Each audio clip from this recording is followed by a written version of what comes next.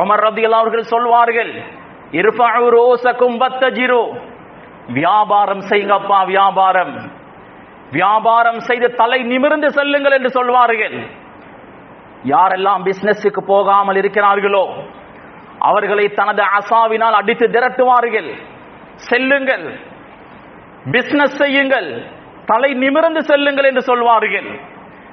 கணியத்துக்குரிய சகோதரர்களே, அல் யதுல் உல்யா கைரும் மினல் யதிஸ் சுஃப்லா, கீழ் இருக்கக்கூடிய கையை விட மேல் இருக்கக்கூடிய கை மிக சிறந்தது. கொடுக்கக்கூடியவர்களாக வாழுவோம், வாங்கக்கூடியவர்களாக வாழக்கூடாது. ஹலாலாக உழைப்பதில் எந்த தவறும் இல்லை.